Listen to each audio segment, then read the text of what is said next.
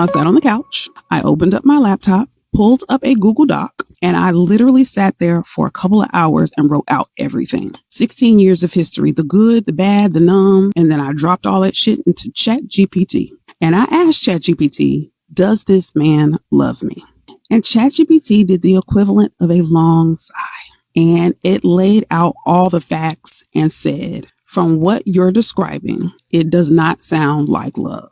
The worst thing a woman can do is marry a man. You know what broke me? Realizing that most women aren't divorcing because they stopped loving their husbands. They're divorced because they got tired of raising grown men. Our analysis today will be a sort of case study, and we'll give you the end result right now. This woman destroyed her marriage before it even got started. Then her husband marries her anyway, despite her lies and treachery, which we'll go deeper into later. Her husband then slowly realizes her deception, and he's now spent enough time with her to know what she's up to. So she then moves on to a new playbook, therapy, which she weaponizes and uses as her reason to leave him. All too often, women come online and blame their husbands for the divorce, and very often, it's the other way around. Oftentimes, these same women encourage others to make the same awful choices in their respective relationships. This first clip will better illustrate what we're referring to. Because a couple years back, he had had an emotional affair that apparently had carried on for like a year. And one of the things that he blamed it on back then was a corn addiction. So seeing this on his phone felt very familiar, let's just say. So he finally said it. He'd been thinking about polyamory. Y'all didn't see it going there now, did you? Now listen, polyamory wasn't even new to us. Not that we participated in it, but I had casually brought it up to him over like a decade ago.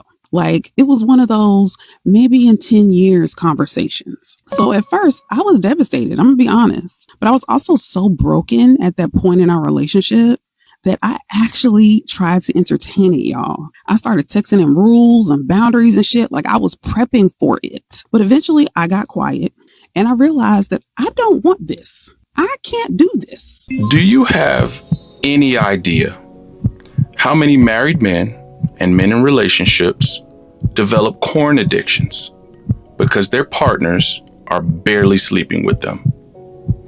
Notice how in her retelling of that story, she reframed it, or I should say she framed it as if he was the one that wanted to be polyamorous, when she clearly says here that she was the one that introduced it to him. And then when it came time for the rubber to meet the road, she doesn't go through with it, of course. My question is, why did she introduce this idea to him in the first place? That's really the question that I would love to hear her answer to. She said, at first I was devastated, but I was so broken that I actually tried to entertain it. I started texting him rules and boundaries. I was prepping for it. But the truth is, she entertained polyamory because she knew that she was barely sleeping with her own spouse. And being poly was essentially her way of abdicating that responsibility to her husband. And then she has the nerve, after essentially sabotaging intimacy in her own marriage, to ask ChatGPT if her husband loves her.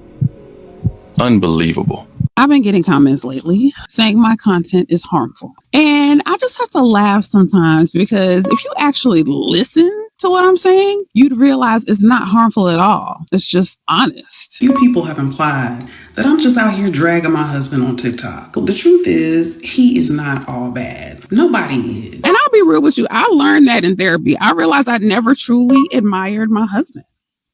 I loved him. I respected the idea of who we could be, but admiration, it wasn't there. Your alleged honesty doesn't cancel out harmful acts. Isn't it interesting that when the content that's being discussed doesn't involve any embarrassing details of your personal life that you didn't approve of, now all of a sudden it's not harmful. You'll see in this analysis that she absolutely villainizes her partner every chance she gets. She keeps assuring us that she doesn't want to villainize him. Doesn't calling someone a narcissist or outing their alleged addiction to corn seem to be a bit villainous? Now, while there's certainly truth in the importance of admiration of your significant other, for men, trust is far more important. And my assessment is that she ruined his ability to trust her in several ways. We'll reveal the biggest example of this in the next clip.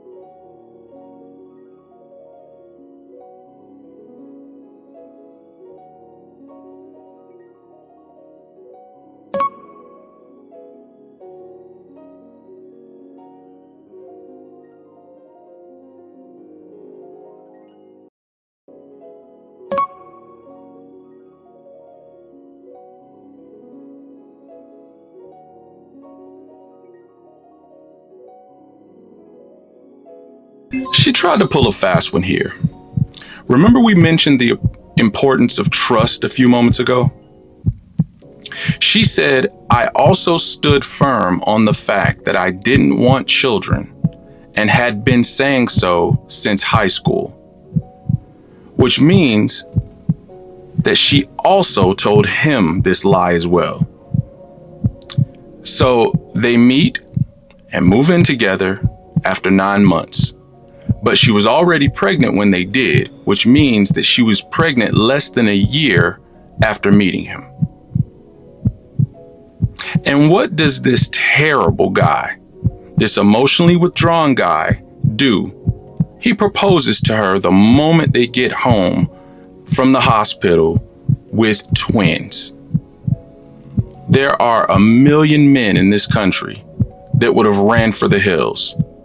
And not only did he do the right thing by marrying her, he did right by her as a father to the children that they created together.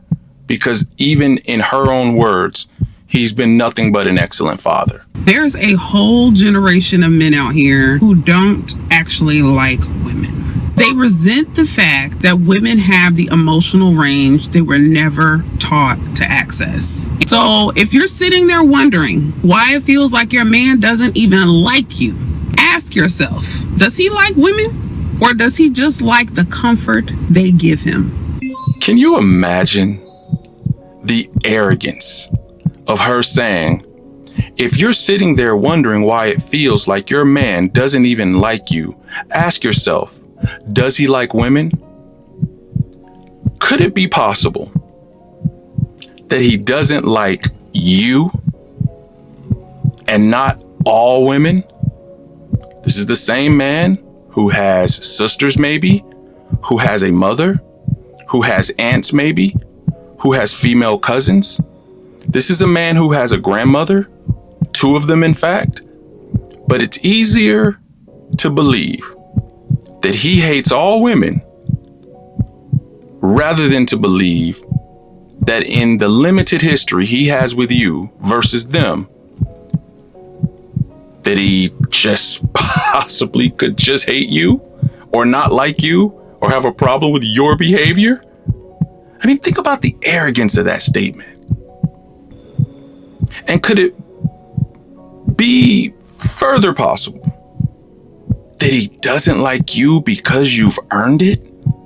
Is that possible? Let's talk about this whole you're telling his business thing. I have a right to tell my story, period. Now, about this one comment. It's going to be crazy when your kids' friends find out their dad had a addiction. First of all, my kids are 15. They have me blocked. And here's that word trust again.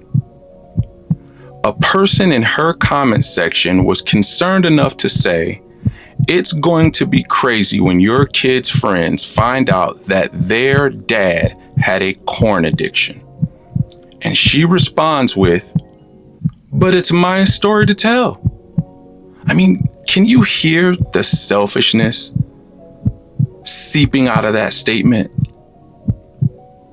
She has zero regard for her spouse or even her children in this regard. The reason why you can't share your story is because it isn't your story. There was someone else there, remember? The person that left that comment was absolutely correct. This is the problem with her 16-year marriage being her story and her truth to tell out loud, mind you. Tell your truth to your therapist, not to the internet. Women are quick to call everything abuse. Outing someone's corn addiction is absolutely an abusive act, especially when you're a huge reason why the poor guy probably became addicted in the first place. You don't get to share private details of someone else's time and experience with you. What makes time spent with people, what makes experiences created with people special is that you both experience these things together. Spouses can't be compelled to testify against one another in a court proceeding, for example, for a reason. Even the law recognizes this concept that apparently I'm introducing to many of you today.